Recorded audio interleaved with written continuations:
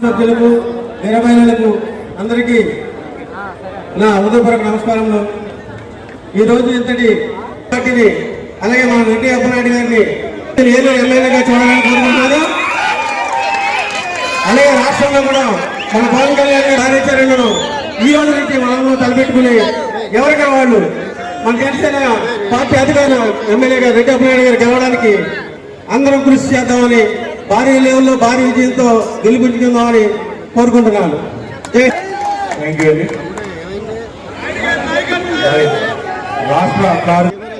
అమ్మా ఈ మీటింగ్ ఎలా ఉందో తెలుసా? నాయుడు గారు ఎమ్మెల్యే అయినట్టు మీటింగ్ ఇది. ఇప్పుడు ఈ మీటింగ్ అలాగే శేషు గారు కూడా స్టేజ్ మీద ఉన్నారు. మాకు తిరిగి రావడం చాలా సంతోషంగా ఉంది. ఈ మధ్యకాలంలో చూశాను, నాకు ఒక 15 రోజుల నుంచి నిద్ర పడ్డట్లా. నాయుడు గారిగా అని ఒకటి చేస్తాడు, నేను ఏలూరు సీటు టీడీపీగా అని ఒకటి చేస్తాడు. కానీ ఎవరికి ఇచ్చినా మనకి ఎక్కడో పులుంది, ఎక్కడో పులుంది. మన జెండా ఎగరేలా కోరుకుంటున్నాం. ఈ అవకాశం ఇచ్చిన రెడ్డి అప్పలనాయుడు నా హృదయపూర్వకంగా ఉన్నాడు. కార్యదర్శి ఓపిశెట్టి శ్రావణకుమార్ గారిని మాట్లాడుతుందిగా కోరుతున్నాం. సీటు గెలుపుకి అందరూ సహకరించాలని మనస్ఫూర్తిగా కోరుకుంటున్నా. అదేవిధంగా ఏలూరులో ఎంతో మంది కుతంత్రాలు చేయడానికి కూడా సిద్ధంగా ఉన్నారు. ఇక్కడ ఉన్న జన సైనికులు వీర మహిళలు కూడా దాన్ని ఛేదించే విధంగా మీ యొక్క అడుగులు ఉండే విధంగా ఉంది. రేపు 24లో రెడ్డి అప్పలనాయుడు గారిని అత్యధిక మెజార్టీతో గెలిపించుకోవాలని మీ అందరినీ ఈ సభావేదికగా కోరుకుంటున్నాను. ఏలూరులో ఎంతమంది ఎమ్మెల్యేలు వచ్చారు, మన పరిస్థితులు ఎలాగే ఉన్నాయి అంటే మన గుమ్మలో ఉన్న సమస్యని ఆయన పూర్తిగా చేయగలడనే నమ్మకం అయితే నాకుంది. ఆయనతో నేను 2019లో ఎలక్షన్ జరిగినప్పుడు 17 ఓట్లతో ఆయన రెడ్డి అప్పలనాయుడు గారు ఏలూరు నియోజకవర్గంలో ఎంత స్ట్రాంగ్ క్యాండిడేట్ అనేది క్లియర్గా స్పష్టంగా ఈ విధంగా అనేక సమస్యలు ఏలూరు నియోజకవర్గంలో ఎక్కడ ఏ మూలనా సరే ఎవరికైనా ఏదైనా సమస్య ఉందంటే ముందు రెడ్డి అప్పలనాయుడు గారు గుర్తొస్తారు.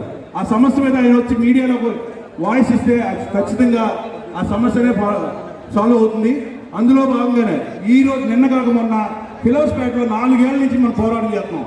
ఆ ఫిలాస్పేటకు సంబంధించిన రోడ్డు వేయండి బాబు, ఇక్కడున్న ప్రజలందరూ చాలా ఇబ్బంది పడతారు, అక్కడున్న ఊపిరితిత్తులు వ్యాధి గురవుతున్నారు వాళ్ళందరూ చెప్తుండే వెళ్ళ గట్టిగా రెడ్డి అప్పలనాయుడు గారు ఒక రోజు వచ్చి అక్కడ నీటిలో కూర్చున్నారు. ఆ గోతుల్లోనే కూర్చుని ధర్నా చేశారు. ఆ చేసిన తర్వాత ఉపశమనం నిన్న కలిగింది. ఆ చేసిన వాళ్ళు ఏదో పెద్ద ఘనకార్యం చేసినట్లుగా వాళ్ళ శాసనసభ్యులు ఏలూరు నియోజకవర్గానికి 50 కోట్ల నిధులు తీసుకొచ్చారు. ఆ నిధులు తీసుకొచ్చి మొత్తం అభివృద్ధి చేస్తున్నారండి. 4 ఏళ్ళ నుంచి 50 కోట్ల నిధులైనా వచ్చినాయి మనకి. ఏలూరు నియోజకవర్గానికి 4 ఏళ్ళ నుంచి 50 కోట్లు వచ్చినాయి. ఈ 50 కోట్లలోనే ఆ ఏలూరు నియోజకవర్గం అభివృద్ధి అయిపోతుందా, ఇది తెలుసుకోవాలి ముందుగా. అలాగే ఈ సభను ఉద్దేశించి కాపు సంక్షేమ సేన జిల్లా అధ్యక్షులు పులిసిరామ గారిని మాట్లాడాల్సిందిగా కోరుతున్నాం. ప్రజానాయకులు అంటే నిత్యం ప్రజల్లో ఉండేవాడు ప్రజానాయకులు. అటువంటి ప్రజానాయకుడు మన రెడ్డి అప్పలనాయుడు గారు. క్రితంసారి 2019లో జనసేన సీట్ ఇచ్చి అప్పుడు విజయం సాధించకపోయినప్పటికీ కూడా అప్పటి నుంచి ప్రజల్లో ఉంటూ ప్రజలకే తన జీవితాన్ని అంకితం అని చెప్తూ తనకున్నటువంటి సర్వస్వాన్ని ప్రజల కోసం ఖర్చు పెడుతూ చేస్తున్నటువంటి రెడ్డి అప్పలనాయుడు గారు ఎమ్మెల్యే అవ్వడం ఖాయం. మేమంతా నేను పవన్ కళ్యాణ్ గారికి మాట ఇచ్చాను, ఏంటంటే 30,000 తీసుకొస్తామని నేను టికెట్ ఇవ్వండి. ఇప్పుడు ఈ ఉత్సాహం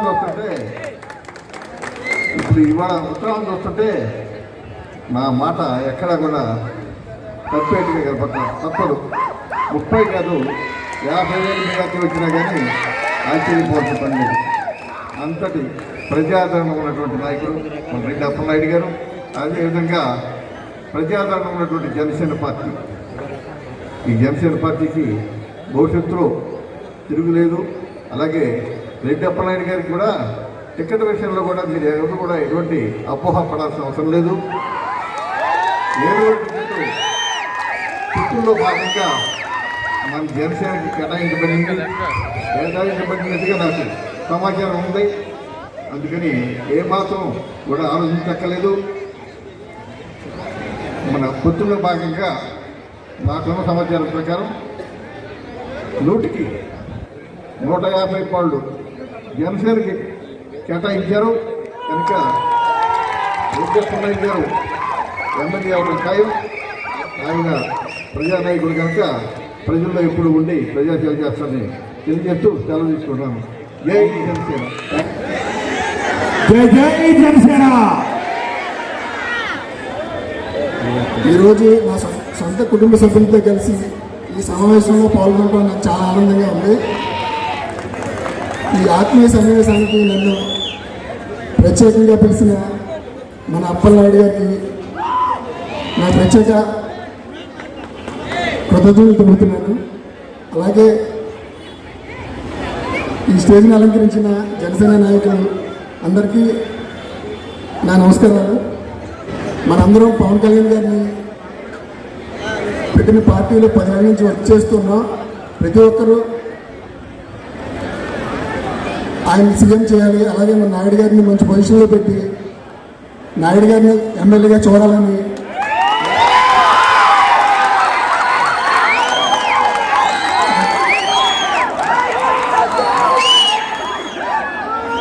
2019 నుంచి ఈ రోజు వరకు పార్టీని అంటుపెట్టుకుని కష్టపడి పార్టీలో పొజిషన్లో ఉంచారు అప్పలనాయుడు గారు.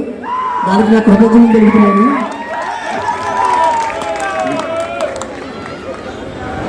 అలాగే పవన్ కళ్యాణ్ గారికి ఏలూరు సీట్ గెలిపించి అలాగే పవన్ కళ్యాణ్ గారిని సీఎంగా చూడాలని కోరుకుంటూ సలహా తీసుకుంటాను. ఇప్పుడున్నటువంటి ఈ ప్రభుత్వం భూనాయుధం చేస్తుంది, మండలం చేయడానికి దారి చేస్తుంది, అనేక బూతుల దగ్గర నిలబడకుండా ఉండడానికి యంత్రాంగాన్ని ఉపయోగిస్తుంది, రౌడీని ఉపయోగిస్తుంది. చాలా దుర్మార్గమైనటువంటి పరిస్థితుల్లో రేపొద్దున జరిగేటువంటి ఎలక్షన్ అనేది జరుగుతుంది.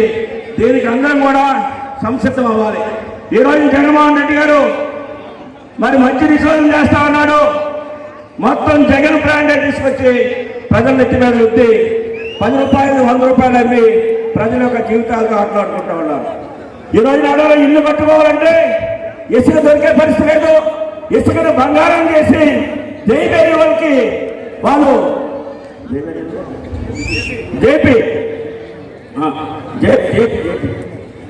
జేపీ కంపెనీకి ఇచ్చి జేపీ కంపెనీది తొలగి దొంగలించేది జగన్మోహన్ రెడ్డి గారి యొక్క అనుచర వర్గం వాళ్ళ తమ్ముళ్ళు. ఈ రోజున అన్ని రేట్లు పెట్టి ఈ రోజున ఇక్కడ లోకల్ ఎమ్మెల్యే మంత్రిగా ఉన్నాడు. మంత్రికి పనికిరాని పువ్వు, పూజకు పనికిరాని పువ్వు ఎక్కడున్నా ఒకటే. పూజకి పనికిరాని పువ్వు ఎక్కడున్నా ఒకటే. ఎందుకంటే ఈ రోజున ఇందాక చెప్పాడు పండు, ఉత్తరాంధ్ర నుంచి వేలాది మంది ఇక్కడ జూట్ మిల్లు ఉందని జూట్ మిల్లులో పనిచేయడం కోసం అటు విజయనగరం కానివ్వండి, శ్రీకాకుళం కానివ్వండి, వైజాగ్ కానివ్వండి, ఎలమంచిలు కానివ్వండి, అనకాపల్లి కానివ్వండి, అన్ని ఏరియాల నుంచి కూడా మరి జూట్ మిల్లులో పనిచేయడానికి వచ్చారు. ఈ చేతగాని ఎమ్మెల్యే మంత్రిగా ఉండి మేనేజ్మెంట్ని కూర్చోబెట్టి కార్మిక సంఘాలు కూర్చోబెట్టి మాట్లాడితే పరిష్కారం అయ్యి ఆ మిల్లు తిరిగితే 2300 మంది మిల్లు మూతపడినప్పటికీ పనిచేస్తున్నటువంటి, అంటే 2300 కుటుంబాలని రోడ్డును పడేసినటువంటి దుర్మార్గుడు ఈ రోజు ఎన్నికైనటువంటి ఉన్నటువంటి ఎమ్మెల్యే అనేది చాలా స్పష్టంగా చెప్తాము. ఎన్నోసార్లు చెప్పాము. కార్మిక నాయకులు అయితే వాళ్ళకి ఇంటర్వ్యూ ఉండదు. కార్మిక నాయకులు అయితే కూర్చోబెట్టి మాట్లాడేటువంటి తీర్పు లేనటువంటి దత్తమ్మ ఇదే కార్మిక సంఘాలు కార్మిక శాఖ మంత్రి జయరావు గారికి వెళ్తే ఆయన విషయం చేసుకుని మాట్లాడాడు తప్పించి ఇక్కడ ఉన్నటువంటి ఎమ్మెల్యే మాత్రం దాని మీద ఏ రకమైనటువంటి శ్రద్ధ చూపించలేదు. ఉన్నటువంటి ఒకే ఒక ఉపాధి, నెలకు 4 కోట్ల రూపాయలు సర్క్యులేషన్ అయ్యేది. ఆ 4 కోట్ల రూపాయలు కార్మికులకు వస్తే ఆ 4 కోట్ల రూపాయలు మార్కెట్లోకి వివిధ నిత్యావసర సరుకులు కానివ్వండి, బట్టలకు కానివ్వండి, అనేక రూపాయల సర్క్యులేషన్ 4 కోట్ల రూపాయలు నెలకి ఇదే పట్టణంలో అయ్యాయి.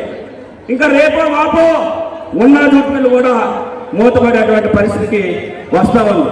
నేను అనేది ఏంటంటే ఈ రాష్ట్రానికి ముఖ్యమంత్రి జగన్మోహన్ రెడ్డి కావచ్చు లేదా జగన్ కావచ్చు, ఈ యొక్క నియోజకవర్గానికి ఎమ్మెల్యే అంటే ఒక కుటుంబ పెద్దగా ఉండాలి. మన కుటుంబంలో తల్లిదండ్రులుగా ఏదైతే బాధ్యత వహిస్తారో ఈ నియోజకవర్గంలో ఉన్నటువంటి 3.5 లక్షల మంది ప్రజలకి తన ఒక కుటుంబ పెద్దగా ఉండాలి. అక్కడ నష్టం జరగకూడదు, ఇంకా ఉపాధి అవకాశాలు చూపించాలి, ఏ రకమైనటువంటి కొత్త ఇండస్ట్రీ కావాలి, లేదా ఉద్యోగ అవకాశాలు ఉన్నటువంటి కావాలనేది ఆలోచన చేయాలి. కానీ అట్లాంటి ఆలోచన లేదు. ఏదో 500 రూపాయలు 1000 రూపాయలు ఓటుకి ఇచ్చేసాం, ఓటేశారు, మనం గెలిచాం, ప్రజల సమస్యలు మనం పట్టించుకోవాల్సిన లేదు అనేటువంటి పరిస్థితి. ఈ రోజున వేలాది కోట్ల రూపాయలు, దాదాపు 2-3 వేల కోట్ల రూపాయలు ఈ యొక్క శాసనసభ్యుడు మంత్రిగా ఉండి మరి మెడికల్ రంగంలో కానివ్వండి, హాస్పిటల్లో కానివ్వండి కొట్టేసినటువంటి డబ్బు ఉంది. రేపు ఎలక్షన్లో 10,000 రూపాయలు ఓటుకి ఇవ్వాలనేటువంటి ఆలోచనతో కుట్రతో రేపు ఎలక్షన్లో ఉన్నాడు.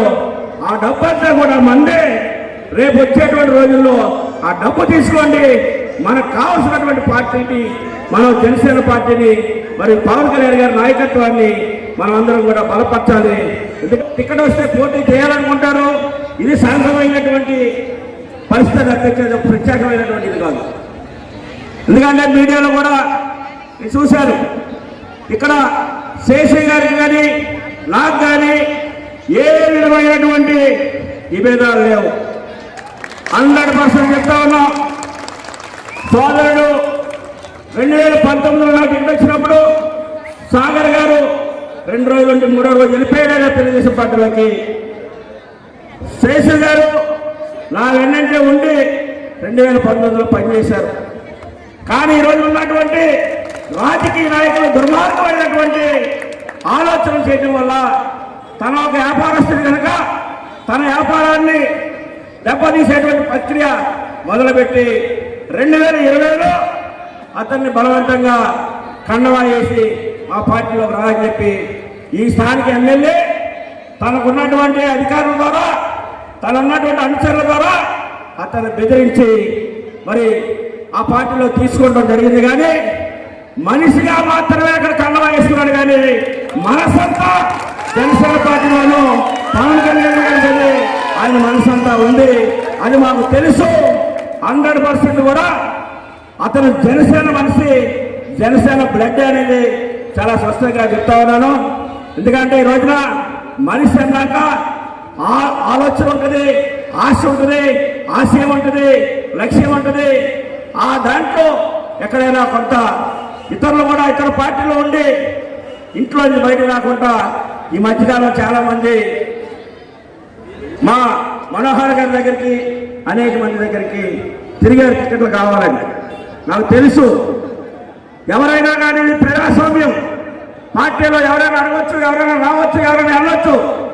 ఈ ప్రజాస్వామ్యంలో అవన్నీ కామనే. దాన్ని మేము అప్పుడు కూడా, ఎందుకంటే ఎంతమంది పార్టీలోకి వస్తే అంత బలమైనటువంటి ఒక శక్తిగా మారడానికి ఉపయోగపడుతుంది. అందరినీ కూడా పార్టీలోకి మేము ఈ మధ్యకాలం చాలా మంది ఆహ్వానించాం. వెళ్ళి ప్రతి కొంతమంది దగ్గరికి పర్సనల్గా కలిసి కూడా ఆహ్వానించాం. మా పార్టీ జిల్లా అధ్యక్షులు కొంతమంది పేర్లు చెప్తే నేనే ఇలా ఇంటికి వెళ్ళి అడుగుతాను అని చెప్పి వాళ్ళ ఇంటికి కూడా వెళ్ళి నేను అడిగినటువంటి పరిస్థితి ఉంది. శేషు గారి గురించి చెప్తే నేను శేషు గారి ఇంటికి వెళ్ళి నేను అడుగుతా, పార్టీలో రండి, యాక్టివ్గా రండి, యాక్టివ్గా తిరగండి, వాళ్ళ ఇంటికి వెళ్ళి నేను అడుగుతానని మా జిల్లా అధ్యక్షులకి చెప్పడం జరిగింది. అందుకని ఏంటంటే రాజకీయాల్లో కావాల్సినటువంటిది మన టాలెంట్, ప్రజల కోసం ఎంతవరకు మనం కష్టపడగలం, ప్రజల పక్షాన్ని ఎంతవరకు మనం పోరాటం చేయగలం, ఎంతటి వాడైనా కానీ ఆడు చేసేది కరెక్ట్ కానప్పుడు మనం దాన్ని చొక్కా పుచ్చుకొని నిలబెట్టేటువంటి పరిస్థితి మన దగ్గర ఉండాలి. ఆ ధైర్యంతోనే ఇవాళ మేము కూడా ఒక ట్రేడ్ యూనియన్లో ఒక కార్మికుడిగా వచ్చి వారి అంచెలంచెలకు దాదాపు ఇవాళ 35 సంవత్సరాల నుంచి అనేక మందితో కొట్లాడుతూ ఉన్నాం. ఏ ప్రభుత్వం అధికారులు ఉన్నా కానీ ఆ ఎమ్మెల్యే తప్పు చేస్తున్నాడు అనుకుంటే ఆ ఎమ్మెల్యేని నిలబెట్టాం, ఎదిరించి పోరాటం చేసాం, కేసులు రాని ఏమి రాని కొంతమంది చంపడానికి కూడా ప్రయత్నం చేసినా కానీ ఎక్కడా కూడా కలిసే ప్రసక్తి అనేది మన బ్లడ్ లో లేదు. మేము వచ్చినటువంటి నేపథ్యం కార్మిక రంగం ఇప్పుడు కమ్యూనిస్ట్ పార్టీ దాని అనుబంధ సంస్థలను తెచ్చాం. ఎక్కడా కూడా ఎవరికి తలపేయలేదు. ఏ సమస్య అయినా కానీ నిరంతరం పోరాటం చేస్తామని చెప్పి తెలియజేస్తా ఉన్నాను. ఈరోజు మరి ఇంత భారీ సంఖ్యలో ఒక మెసేజ్ ఇచ్చి మీ అందరూ కూడా రిక్వెస్ట్గా మరి చెప్పినప్పుడు మీరందరూ కూడా చాలా సౌహృదయంతో జనసేన పార్టీని మమ్మల్ని ఆశీర్వదించడానికి మీ యొక్క విలువైనటువంటి సమయాన్ని వెచ్చించి వచ్చినందుకు మీ అందరూ కూడా పేరు పేరున హృదయపూర్వకమైనటువంటి అభినందనలు తెలియజేస్తా ఉన్నాను. 29 నుంచి మామూలుగా 28 నుంచి కూర్చోవలసిన ఎవరితో జాయినింగ్ జరిగిన కార్యక్రమం అయిపోయిన తర్వాత సభను ముగిస్తామండి. మరొక డివిజన్ నుంచి హలో అమ్మా ఝాన్సీ బ్యాచ్ పైకి రమ్మానండి ఆడవాళ్ళ ముందు. అలాగే ప్రేమిల బ్యాచ్ అమ్మ కోటమ్మ మీ ఆడవాళ్ళు కూడా పైకి వచ్చేయండి ఒకసారి.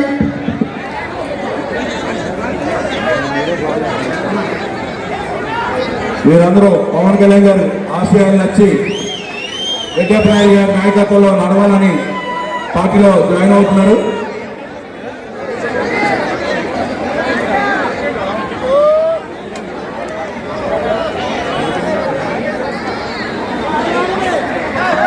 ఆ తర్వాత 18వ డివిజన్ నుంచి కార్యకర్తలందరూ కూడా కొత్తగా జాయిన్ అయ్యే కార్యకర్తలు రావాలి. 18వ డివిజన్ నుంచి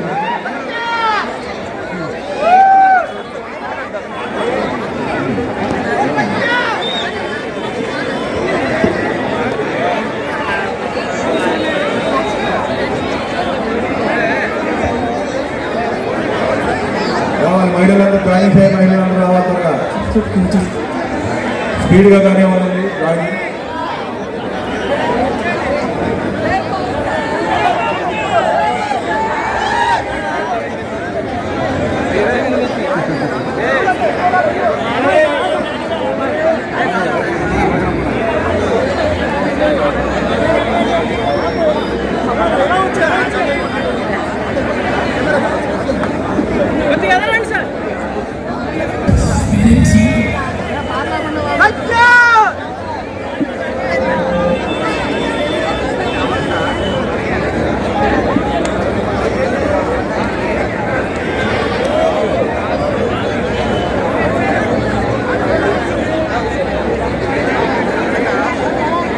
పద్దెనిమిదో డివిజన్ నుంచి చిక్కవరపు శ్రీను, మిరప మహేష్, ఏ గోపి వీళ్ళు కూడా సిద్ధంగా ఉన్నారు.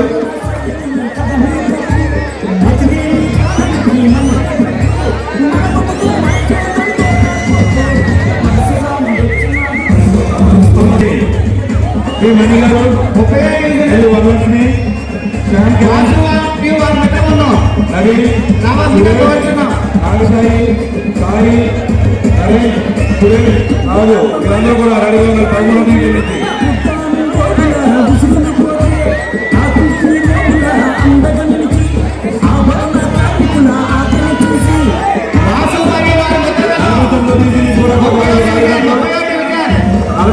వాసు నుంచి ధర్మేంద్ర జాయినింగ్ వీళ్ళందరూ సిద్ధంగా ఉంటారు.